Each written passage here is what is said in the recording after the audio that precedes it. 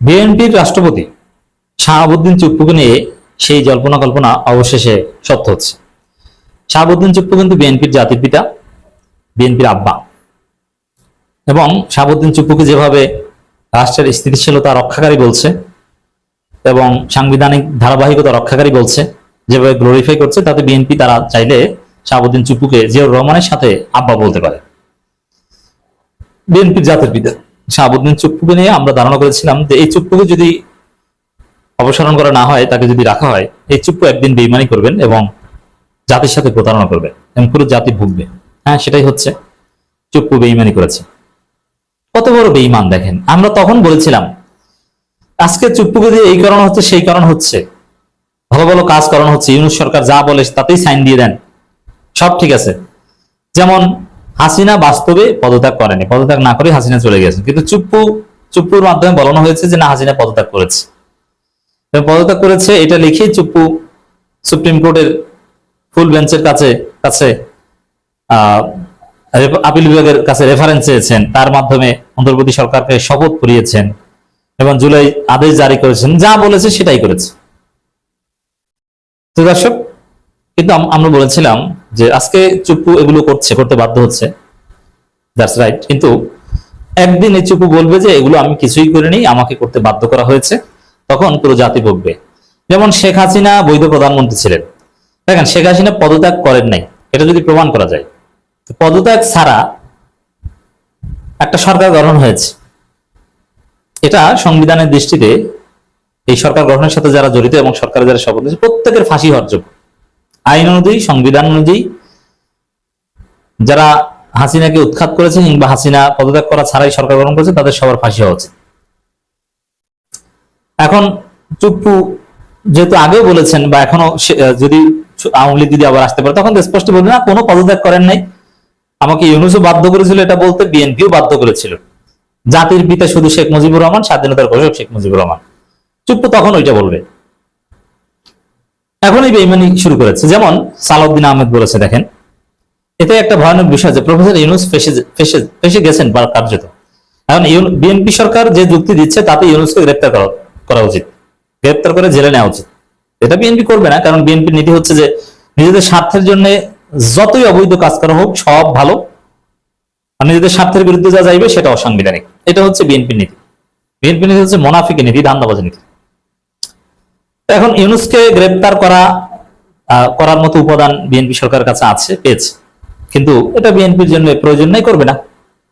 আইনের শাসন টাসন এগুলো কিচ্ছু না, সবকিছুর মূল হচ্ছে প্রতারণা, ধান্দাবাজি।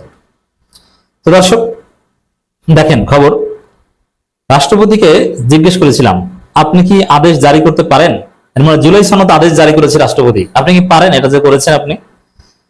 তিনি বলেছেন, মানে রাষ্ট্রপতি বিএনপির চুপ্পু আব্বা বলেছিলেন আমি তো পারি না, আমাকে পারাচ্ছে, রাজহংসীকে জোর করে সোনার ডিম পাড়ানোর মতো, এখন সেটি অবৈধ ডিম। এর মানে জুলাই সনদ আদেশ যেটা রাষ্ট্রপতি জারি করেছেন সেটা অবৈধ। এখানে দুইটা দিক, একটা হচ্ছে যে ওটা সাংবিধানিক ভাবে সংবিধানে নাই রাষ্ট্রপতির আদেশ জারির এখতিয়ার বা রাষ্ট্রপতির আদেশ জারির বৈধতাই নাকি বিএনপির কাছে শেষ হয়ে গেছে 72-এর পর, অথচ জিয়াউর রহমান নিজেই আদেশ জারি করেছেন। এই যে যখন কেউ প্রতারক হয় বা ধান্দাবাজ হয়, তখন নিজের বাপ মাকেও চেনে না। তো বিএনপি এমন পর্যায়ে প্রতারক হয়েছে, নিজের বাপ মাকেও চেনে না, জন্মকে অস্বীকার করে, জারজ পার্টির মতো রূপ নিয়েছে, জারজের মতো আচরণ করে। কারণ যে নিজের জন্মকে অস্বীকার করে সে তো জারজ, গণভোটের মাধ্যমে যার জন্ম সেটাকে সে অস্বীকার করে সে তো জারজ।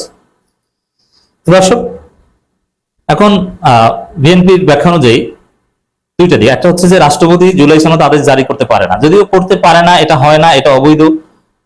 এটা বিএনপি কিন্তু এই জুলাই সনদ আদেশে সাইন করেছেন, তখন তারা এটা বৈধ বলেছিল, এখন এসে বলছেন এটি হচ্ছে মুনাফিকি, এখন এসে বলছেন যে এটা অবৈধ। তখন কেন বলেন না, তখন কেন সাইন করেছিলেন যে না আদেশ জারি করা যায় না, আপনারা আদেশ জারি না করে অধ্যাদেশ করেন, তখন তো বলেন নাই। আর তখন কেউ বলেছিল কিন্তু আদেশ জারিতে তো আপনারা সাইন করেছেন, এইগুলো একটা দিক। আরেকটা দিক হচ্ছে যে আদেশ জারি যদি অবৈধ হয় এটা একটা অবৈধ কাজ। দ্বিতীয় হচ্ছে যে সে আদেশ জারি করতে যদি রাষ্ট্রপতিকে বাধ্য করা হয় তাহলে এটা আরেকটা অবৈধ কাজ, যার হুকুম বা যার শাস্তি হচ্ছে মৃত্যুদণ্ড। তাহলে রাষ্ট্রপতিকে জোর করিয়েছে, রাষ্ট্রপতি করতে চান নাই, এই কথা শাহাবুদ্দিন চুপ্পু এখন তার সন্তান বিএনপিকে বলতে শুরু করেছে, সামনে যদি আল্লাহ কোনোদিন আওয়ামী লীগকে সুযোগ দেয় তখন আওয়ামী লীগকে বলতে শুরু করবে যে জিয়াউর রহমানকে স্বাধীনতার ঘোষক বলতে তারেক রহমান আমাকে বাধ্য করেছিল, বাবা আমি বলিনি। এবং আসলে বাধ্য করেছে, এটা পাগলও বুঝে ছাগলও বুঝে, কারণ চুপ্পুর মুখ থেকে জীবনে এটা বের হওয়ার কথা না, এটা বিএনপি বাধ্য করেছে, তারেক জিয়া বাধ্য করেছে। তো দর্শক, এই রাষ্ট্রপতি যে প্রতারক, যে তাকে বাধ্য করা হয়েছিল, এই কথা এখন বলছেন, এখন বুঝেন মজা, দেখছেন রাষ্ট্রপতিকে সরান নাই। এখন তাহলে বাধ্য করেছিল কি ইউনূস সরকার? তাহলে ইউনূস সরকার কেন রাষ্ট্রপতিকে আদেশ জারি করতে বাধ্য করেছিল এবং কেন অবৈধ কাজ করিয়েছিল? ইউনূসকে ধরেন, ইউনূসকে গ্রেপ্তার করা যায়। যদি আইনের শাসন থাকতো, এটা যদি ইউরোপ আমেরিকা হতো, তাহলে ইউনূসকে এখন গ্রেপ্তার করা হতো রাষ্ট্রপতির স্টেটমেন্টের ফলে এবং বিএনপির অবস্থানে বলে, কিন্তু কিছুই না। মানে বাংলাদেশে কোনো আইনের শাসন নেই, সবকিছু ধনছে, একটা হজারো বলা না কি জানি বলে, ওইরকম একটা অবস্থা, কেওয়াটিক একটা সিচুয়েশন। কারণ প্রধানমন্ত্রী নিজেও সংবিধান মানেন না, রাষ্ট্রপতি নিজেও মানেন না, কারণ শেখ মুজিবের ছবি টানানো এটা রাষ্ট্রপতির জন্য বাধ্যতামূলক, প্রধানমন্ত্রীর জন্য বাধ্যতামূলক, কেউ টানান না। সংবিধানে আছে স্বাধীনতার ঘোষক জাতির জনক বঙ্গবন্ধু শেখ মুজিবুর রহমান, আর তার উল্টো কথা বলেন পুরো বিএনপি, প্রধানমন্ত্রী, প্রেসিডেন্ট সবাই। এর মানে সংবিধানকে লাথি মারেন তারা, আবার আরেক জায়গায় এসে সংবিধান মারান। তো এই যে বিএনপির প্রতারণা, ধান্দাবাজি, এটা থেকে প্রমাণিত যে বাংলাদেশ কোনো সভ্য রাষ্ট্র নয়। এখন বাংলাদেশে কোনো সংবিধান নাই, আইন নেই, বাংলাদেশের কোনো সাংবিধানিক সার্বভৌমত্ব নাই, কোনো অথরিটি নাই যেটাকে আমাদের সবার কাছে যেটা হবে দলিল, এটা নাই। কারণ এই সংবিধান কেউ মানে না, বিএনপি মানে না, বিএনপির স্বার্থে যতটুকু মেলে ততটুকু মানে। আর যদি আইনের শাসন থাকতো তাহলে ইউনূসকে এখন গ্রেপ্তার করা হতো, নইলে চুপ্পুকে গ্রেপ্তার করা হতো। চুপ্পু, তুমি কি মিথ্যা বলছো? ইউনূস তোমাকে বাধ্য করেছে, আমি এটা রাজি ছিলাম না, এই কথা মিথ্যা না, আসলে ইউনূস বাধ্য করেছে, ওইটা সত্য। তো চুপ্পু মিথ্যা বললে, চুপ্পু শপথ লঙ্ঘন করেছে, তাকে ধরতে হবে। আর যদি চুপ্পু সঠিক বলে, তাহলে ইউনূস কেন বাধ্য করেছে, ডাবল অবৈধ কাজ করেছে, ইউনূসকে ধরেন।